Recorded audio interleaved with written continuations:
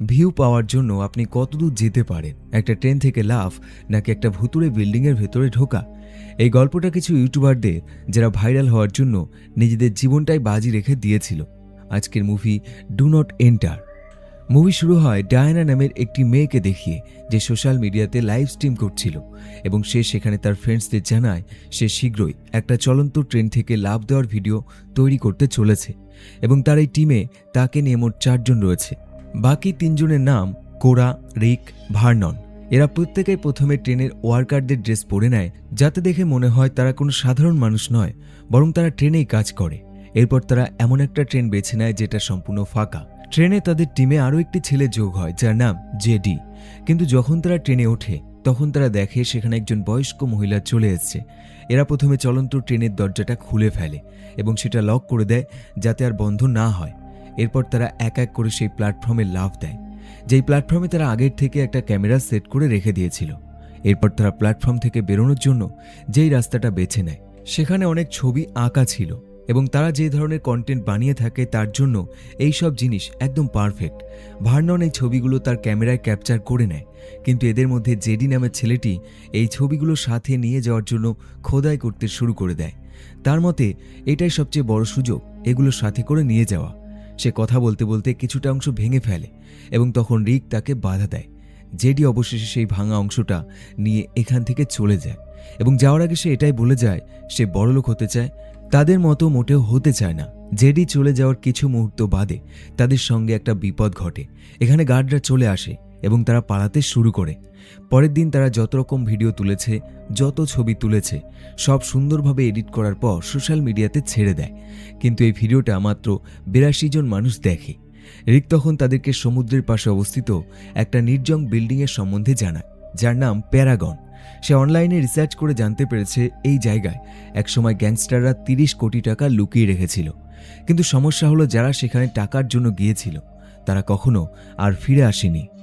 মানুষের বিশ্বাস সেখানে কোনো শয়তান বসবাস করে এবং যারা সেখানে যায় তাদেরকে সে আর ফিরে আসতে দেয় না। এই কথা বলতে বলতে হঠাৎ করে তাদের ল্যাপটপে একটা নোটিফিকেশন আসে। ডায়ানা নামের মেয়েটি যখন চেক করে সে দেখতে পায় জেডি এবং তার বন্ধু টড সোশ্যাল মিডিয়াতে একটা ভিডিও ছেড়েছে যার মধ্যে সেই প্ল্যাটফর্মে থাকা ছবিগুলো কিছুটা অংশ তারা দেখিয়েছে এবং একইভাবে বন্দুক দিয়ে নিজেদের মাথায় গুলি চালিয়েও দেখিয়েছে। ডায়ানা তার অ্যাকাউন্টে পোস্ট করে দেয় যে আগামী ভিডিও তৈরি হবে প্যারাগন নামের সেই পরিত্যক্ত বিল্ডিংয়ের ভেতর। রাত হতেই তাদের টিমে আরও একটি ছেলে যোগ হয় যার নাম ব্যালেঞ্জার। প্রথমত তাদের টিমে কোরা নামের মেয়েটি বাদে বাকি কেউ এই ছেলেটিকে চেনে না। তারা একটাই প্রশ্ন করে সে প্যারাগন যাবার কথাটা কোথা থেকে জানলো। তখন ছেলেটি জানায় সে ডায়ানার অ্যাকাউন্টে পোস্টটা দেখে সে জানতে পেরেছে এবং সেও তাদের সাথে যেতে চায়। ভার্ননের কাছে মনে হয় ছেলেটি একজন পুলিশ অফিসার, তাই তারা প্রথমে রাজি হয় না ছেলেটিকে তাদের দলে নিতে। কিন্তু কোরা রিকোয়েস্ট করাতে তারা অবশেষে রাজি হয় এবং সেই রাতে তারা বেরিয়ে পড়ে। তারা যখন গাড়িতে উঠবে তারা জানতে পারে তাদের গাড়িতে ডিজেল নেই, তাই ব্যালেঞ্জার প্রত্যেককে তার নিজের গাড়ি করে নিয়ে যায়। কিছু সময় বাদে তারা তাদের গাড়িটা থামায় এবং একটা বোর্ড দেখতে পায় যেখানে লেখা ছিল ডু নট এন্টার। প্রত্যেকে ভেতরে ঢুকতেই সামনে একটা সুড়ঙ্গ দেখতে পায়। আসলে সেই পরিত্যক্ত বিল্ডিংয়ে যাওয়ার জন্য দরজা, গেট সবই ছিল, কিন্তু বর্তমানে সবই বন্ধ করে দেওয়া হয়েছে যাতে কেউ ভিতরে না যেতে পারে। কিন্তু তারা ভেতরে যাওয়ার জন্য সুড়ঙ্গের পথটাই বেছে নেয়। প্রথমে সুড়ঙ্গের পথটা বড় ছিল, তারা দাঁড়িয়ে হেঁটে যেতে পারছিল, কিন্তু কিছু দূর যাওয়ার পর ভিতরে সুড়ঙ্গের পথ সরু হয়ে যায় এবং সেখানে তারা আর হাঁটতে পারে না, বরং হামাগুড়ি দিয়ে ভেতরে যেতে হয়। কিছুটা যেতেই তারা গম গম শব্দ শুনতে পায় এবং সেই শব্দ ক্রমশই তাদের দিকে এগিয়ে আসছে এবং তখনই ঘটে একটা বিপদ। সামনে থেকে প্রচুর পরিমাণে ইঁদুর তাদের দিকে ছুটে আসে। তারা সঙ্গে সঙ্গে তাদের মাথা নিচু করে কোনো রকমে সেই ইঁদুরের হাত থেকে বাঁচে। কিছুক্ষণ বাদে এই সরু সুড়ঙ্গটা আবারও বড় হয়ে যায় এবং তারা সামনে আর কোনো রাস্তা খুঁজে পায় না। যেই রাস্তাটা ছিল সেটা নোংরা আবর্জনা দিয়ে বন্ধ করা ছিল। ডায়নার বিশ্বাস নিশ্চয়ই কোনো অন্য রাস্তা রয়েছে, তাই সে টর্চ নিয়ে অন্য রাস্তা খুঁজতে বেরিয়ে পড়ে। কিন্তু বাকিরা সেই নোংরা পরিষ্কার করে রাস্তা তৈরি করতে শুরু করে দেয়। কিছুক্ষণ বাদে নোংরা পরিষ্কার করার পর তারা বিল্ডিংয়ের ভিতরে ঢোকে এবং সেখানকার আসবাবপত্র দেখে এবং এই বিল্ডিংটা দেখে তারা একটা জিনিস ভালোভাবে বুঝতে পারে, এই বিল্ডিংটা যখন চালু ছিল তখন এটা কত বেশি জমজমাট ছিল। এদের মধ্যে ডায়না নামের মেয়েটি অন্য রাস্তা দিয়ে বিল্ডিংয়ে প্রবেশ করে এবং সে তার ফোনের ফ্রন্ট ক্যামেরা অন করে ভিডিও শ্যুট করতে শুরু করে দেয়। কোরা এবং তার সাথে থাকা বাকিরা যখন এই বিল্ডিংয়ে দেখে এবং চিৎকার করে ওঠে, ঠিক তখনই সেখানে থাকা পায়রাগুলো উড়তে শুরু করে এবং সেই পায়রার কারণে ওপরের ঝাড়বাতি নিচে আছড়ে পড়ে। প্রত্যেকের আনন্দ করছিল, কিন্তু এরকম বিপদ দেখে তাদের হাসি বন্ধ হয়ে যায়। অন্যদিকে ডায়না যে ফ্রন্ট ক্যামেরা দিয়ে ভিডিও শ্যুট করছিল, কিছুক্ষণ বাদে সে ঘরের চারপাশে গম গম আওয়াজ শুনতে পায়। সে আতঙ্কে পড়ে এখান থেকে পালাতে শুরু করে এবং তখনই সে সিঁড়ি দিয়ে নিচে আছড়ে পড়ে যায় এবং ঠিক তখনই তার পেছনে ভেসে ওঠে একটা সাদা হাত, যেটা সে খেয়াল করে না। এদিকে রিক ডায়নাকে বারবার কল করছিল, কিন্তু সে ফোন ধরে না। রিক টেনশনে পড়ে যায়। সে ডিসাইড করে প্রতিটা ঘর একটা একটা করে সে চেক করবে, কিন্তু এই সব কিছু কোরা নামের মেয়েটির কাছে ড্রামা মনে হয় এবং সে এতে কোনো গুরুত্ব দেয় না। ভার্নন যে তার ক্যামেরায় এই বিল্ডিংয়ের প্রত্যেকটা জিনিসের ছবি তুলছিল, ঠিক তখনই সে এমন একটা ছবি তোলে যেখানে দেওয়ালে এক বিশাল আঁচড়ের দাগ। সে সঙ্গে সঙ্গে ছবিটা রিক এবং বাকিদেরকেও দেখায়। এই ছবি দেখার পর রিক ডিসাইড করে ডায়নাকে খোঁজার পর তারা এই বিল্ডিং থেকে বেরিয়ে যাবে। কোরা এবং ভার্নন এই বিল্ডিং থেকে বেরোনোর জন্য চাবি খুঁজতে চলে যায়, কিন্তু তারা চাবি খোঁজার বদলে সেখানে গিয়ে ভিডিওর জন্য অভিনয় করতে শুরু করে দেয়। কোরা নামের মেয়েটি এমন অভিনয় করে যেন সে দেয়ালের আঁচড়ের দাগ যে দিয়েছে সে তার গলা চেপে ধরেছে। ভার্নন একটা নিউজ পেপার খুঁজে পায় যেখানে লেখা ছিল স্ত্রীর মৃত্যুর পর প্যারাগনের মালিক গায়েব হয়ে গেছিল এবং এই হোটেলটা বন্ধ হওয়ার পরিস্থিতিতে চলে আসে। অন্যদিকে রিক এবং ব্যালেঞ্জার ডায়নাকে খুঁজতে খুঁজতে রিকের পা একটা ফাঁদের মধ্যে আটকে পড়ে। রিকের চিৎকার শুনে কোরা এবং ভার্নন ছুটে আসে। তারা তার পা থেকে সেই ফাঁদটা ছাড়িয়ে ফেলে। এরপর তারা সামনে এগোয় এবং দেখতে পায় সামনে প্রচুর মোবাইল ফোন ক্যামেরা ঝুলিয়ে রাখা হয়েছে এবং এটা দেখে তারা একটা জিনিস বুঝতে পারে, এখানে তাদের মতো আগে বহু মানুষ এসেছিল এবং তাদেরই ক্যামেরা এবং মোবাইল ফোন এখানে ঝুলে আছে।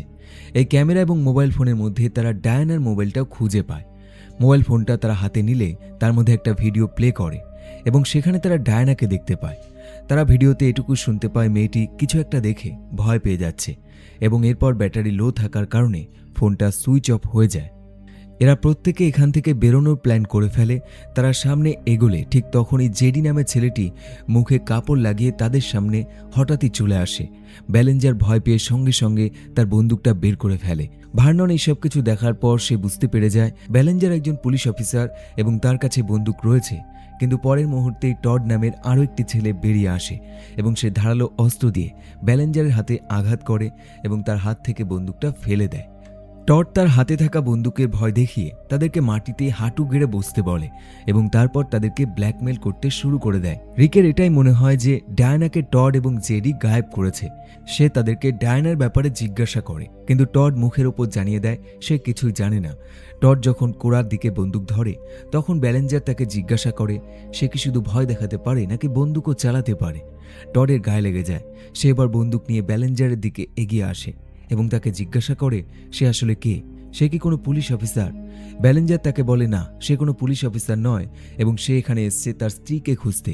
এমন কথা শোনার পর কোরা অবাক হয়ে যায়, কারণ এতক্ষণ সে তার সাথে ছিল এবং সে তাকে এইসব কিছুই বলেনি। ব্যালেঞ্জার তখন তাদেরকে ঘটনাটা বুঝিয়ে বলে। সে বলে তার স্ত্রী একজন রিপোর্টার, কয়েক মাস আগে একজন ফটোগ্রাফারের সাথে সে হারিয়ে গিয়েছিল। সে এই হোটেলের মালিকের ওপর একটা আর্টিকেল লিখেছিল। হারিয়ে যাওয়ার পর সে পুলিশের সাহায্য নিয়েছিল, কিন্তু পুলিশ তাকে কোনো সাহায্য করতে পারেনি এবং সমস্যা ছিল সেও এই লোকেশন জানত না। তাই অবশেষে সে সোশ্যাল মিডিয়াতে ডায়নার করা সেই পোস্ট দেখা মাত্রই সে এখানে চলে আসে। টড ডায়নার একটা রুমাল নিয়ে নেয় এবং তখন রিক তাকে বাধা দিতে যায়। টড রুমালটা ফিরিয়ে দেয়, কিন্তু একই সাথে রিককে বিল্ডিংয়ের ভাঙা অংশ থেকে নিচে ফেলে দেয়। এই ঘটনা ঘটানোর পর টড প্রত্যেককে চিৎকার করে জানায় আর কেউ বাকি আছে যে এই ভাঙা অংশ থেকে নিচে যেতে চায়। টডের এরকম রূপ দেখে তার দলের জেডি নামের ছেলেটি তাকে বোঝায় তাদের প্ল্যানে এইসব কিছুই ছিল না। তারা প্ল্যান বানিয়েছিল ছেলেদেরকে ভয় দেখাবে, কিন্তু টড থামে না, সে তাকে একটা চড় মারে। টড প্রত্যেককে চিৎকার করে জানায় সে এখানে শুধুমাত্র টাকার জন্য এসছে, তাই তাদেরকে বলতেই হবে সেই টাকা কোথায় আছে। এরপর সে বন্দুকের পেছনের অংশ দিয়ে ব্যালেঞ্জারকে মারতে শুরু করে দেয়। ব্যালেঞ্জার তাকে বোঝায় সে একটা বোকা, কারণ সেই টাকার নকশা ছিল রিকের কাছে, কিন্তু সে রিককে উপর থেকে নিচে ফেলে দিয়েছে, তাই তাদেরকে আবার তার কাছে যেতেই হবে। এরপর তারা ওপর থেকে নিচের তলায় যায় এবং বিল্ডিংয়ের ভাঙা অংশে রিককে ঝুলে থাকতে দেখে টড কোরাকে সেখানে পাঠায়। মেয়েটি কাছে যেতেই লক্ষ্য করে এটা রিক না, বরং এটা একটা কঙ্কাল।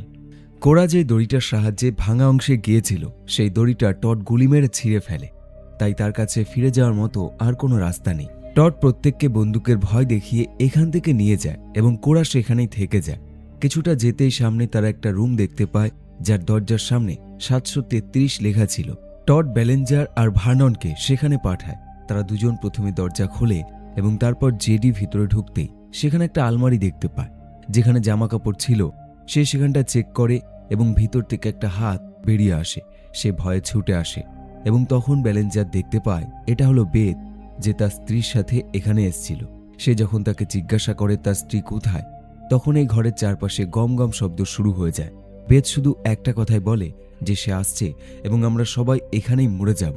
টড ঘরের দরজা জানালা বন্ধ করে দেয় এবং পর্দা দিয়ে দেয় এবং তারপর চোখে নাইট ভিশন লেন্স লাগিয়ে ফেলে এবং কিছুক্ষণ বাদে জেডিকে দেখতে পায়, যার মুখের মধ্যে কেউ রড ঢুকিয়ে দিয়েছে এবং সে সেখানে মরে পড়ে রয়েছে। তার পরের মুহূর্তেই সে একটা সাদা এবং রোগা মানুষকে দেখতে পায়, যার মুখটা স্বাভাবিক নয়। সে ভয়ে গুলি চালাতে শুরু করে। কিছুক্ষণ বাদে সেই অদ্ভুত জীব সেখান থেকে চলে যায়।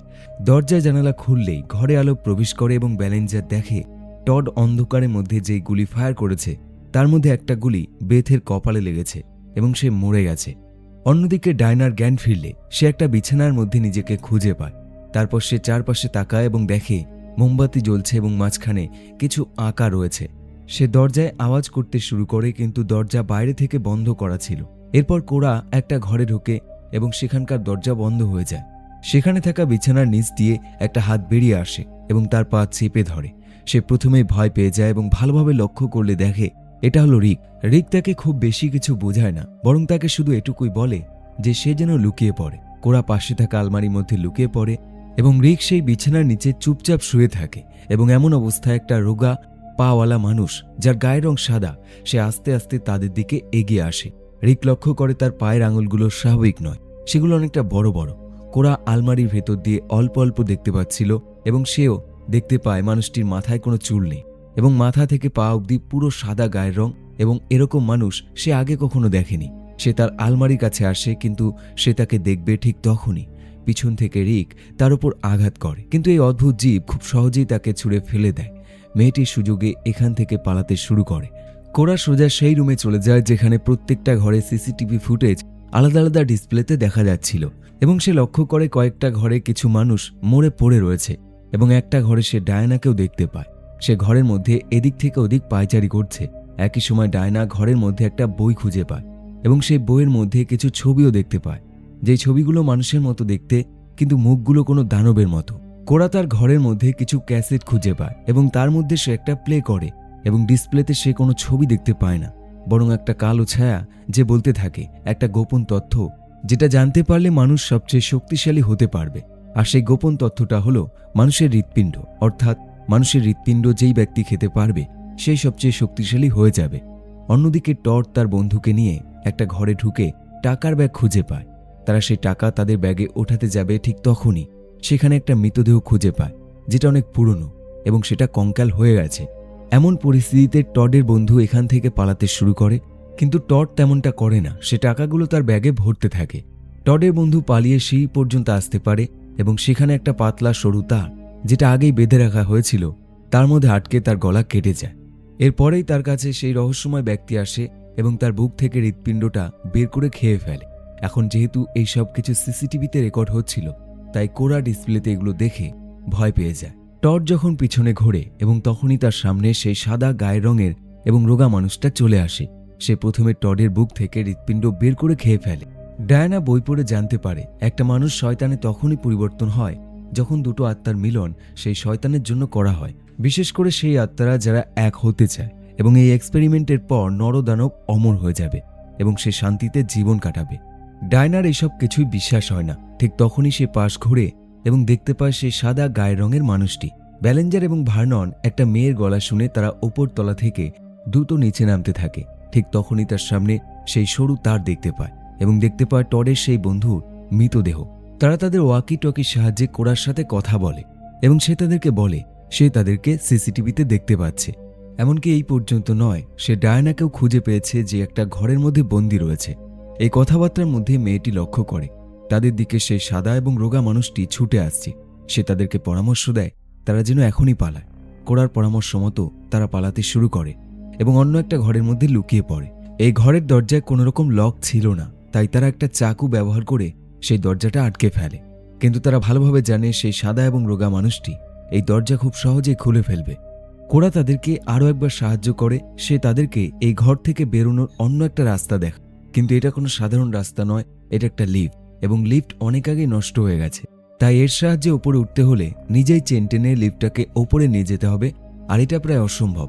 কিন্তু এখন তাদের কাছে আর কোনো বিকল্প রাস্তাও নেই। প্রথমে ভার্নন সে লিফটে উঠে পড়ে। সে হাত দিয়ে চেন টেনে ওপরে চলে যায়। ব্যালেঞ্জার যখন লিফটে উঠবে ঠিক তখনই দরজায় সেই সাদা এবং রোগা মানুষটি আওয়াজ করতে শুরু করে, এবং একটা সময় সে দরজা ভেঙে ভিতরে চলে আসে। এমন অবস্থায় ব্যালেঞ্জার অর্ধেক রাস্তায় আসতে পারে এবং সে দেখে নিচে সেই অদ্ভুত মানুষটি চলে এসছে। ব্যালেঞ্জার ভার্ননকে চাকু নিয়ে রেডি থাকতে বলে এবং বলে সে যখনই লিফট থেকে বেরোবে তখনই যেন লিফটের চেন কেটে দেয়। ভার্নন কথা মতোই কাজ করে এবং এতে লিফটটা সোজা সেই রোগা এবং সাদা মানুষটির গায়ে গিয়ে পড়ে এবং একদম সে নিচে চলে যায়। ব্যালেঞ্জার ওপরের তলাতে তো পৌঁছায়, কিন্তু সেই জায়গায় পৌঁছাতে পারে না যেখানে ভার্নন এবং কোরা রয়েছে। ভার্নন তাকে ওয়াকি টকিতে কল করে এবং তাকে পেইন্টিং হাউসে আসতে বলে। ব্যালেঞ্জার এরপর সেই ফোনটা খুঁজে পায়, যেই ফোনটা তার স্ত্রী ব্যবহার করত। এই সব কিছু দেখার পর তার মনে রাগ আরও বেড়ে যায়। সে এবার এমন একটা ঘরে ঢুকে পড়ে যেখানে সে তার স্ত্রীকে খুঁজে পায়, কিন্তু মৃত অবস্থায়। সে তার গায়ের জ্যাকেটটা তার মৃত শরীরের উপর দিয়ে দেয়। এই সব কিছু সিসিটিভিতে কোরা এবং ভার্নন দেখছিল। ব্যালেঞ্জার কথা মতো পেইন্ট হাউসে চলে আসে এবং দেখতে পায় এখানে কোরা এবং ভার্নন রয়েছে। কোরা তাকে বলে রিক তাকে বাঁচিয়েছিল এবং এখন সে কোথায় আছে সে সেটা জানে না, এবং ডায়ানাকে তারা সিসিটিভিতে দেখতে পাচ্ছে। ব্যালেঞ্জার কথা দেয় সে ডায়ানাকে অবশ্যই বাঁচাবে। অন্যদিকে ডায়ানা বইয়ের নিয়ম অনুযায়ী সাদা ড্রেস পরে সেই রুমের মধ্যে বসে থাকে। কিছুক্ষণ বাদে সাদা এবং রোগা মানুষটা সেখানে আসে এবং ডায়ানাকে ভালোভাবে দেখতে শুরু করে, এবং তখন মেয়েটি তার উপর সেই বই দিয়ে সজোরে আঘাত করে এখান থেকে পালিয়ে যায়। সিসিটিভিতে দেখার পর ব্যালেঞ্জার ছুটে আসে তাকে বাঁচানোর জন্য, কিন্তু সমস্যা হলো সে জানে না কোন ঘরে সে রয়েছে। সে এক এক করে প্রত্যেকটা ঘর চেক করতে শুরু করে, এবং যখনই সে সেই সাদা এবং রোগা মানুষটিকে খুঁজে পায় সে সজোরে তাকে ধাক্কা দেয় এবং বিল্ডিংয়ের ভাঙা অংশ থেকে নিচে আছড়ে ফেলে। এতে সাদা এবং রোগা মানুষটি নিচে পড়ার সাথে সাথে নিচে থাকা কাঠের সরু অংশ তার পেটে ঢুকে যায় এবং সে সেখানেই মরে যায়। কিছুক্ষণ বাদে কোরা ডায়নাকে ওয়াকি টকিতে কল করে এবং ডায়না তাদেরকে বলে ব্যালেঞ্জার তার জীবন বাঁচিয়েছে এবং সে এতক্ষণ যা ভাবছিল তার সবকিছুই ভুল ধারণা ছিল। সে মোটেও খারাপ মানুষ নয়। ডায়না তাদেরকে জিজ্ঞাসা করে রিক তাদের সাথে আছে কিনা। তারা কোনো উত্তর দেয় না। তখন সে আবারও প্রশ্ন করে এবং তখন কোরা ঠিকানাটা বলে দেয় যেখানে সে শেষবার রিককে দেখেছিল। ডায়না দৌড়ে সেখানে যায় এবং আহত রিককে খুঁজে পায়। এরপর তারা এই বিল্ডিং থেকে বেরিয়ে আসে এবং যত টাকা ছিল সবই তারা তাদের সাথে নিয়ে আসে। তাদের এই ঘটনা পরের দিন নিউজ পেপারে ছড়িয়ে পড়ে এবং সোশ্যাল মিডিয়াতেও তাদের এই কন্টেন্ট এক সপ্তাহের মধ্যে 5 মিলিয়ন ভিউজ ক্রস করে ফেলে এবং এক মাসের শেষে সেটা 100 মিলিয়নে পৌঁছে যায় এবং এতে তারা খুব খুশি হয়ে যায়। আর এই মুভিটা এখানেই শেষ হয়ে যায়। কমেন্ট করে অবশ্যই জানাতে পারেন আপনার মতামত, এবং আবার দেখা হবে পরের একটি ভিডিওর সাথে। দেখতে থাকুন বেস্ট অফ হলিউড।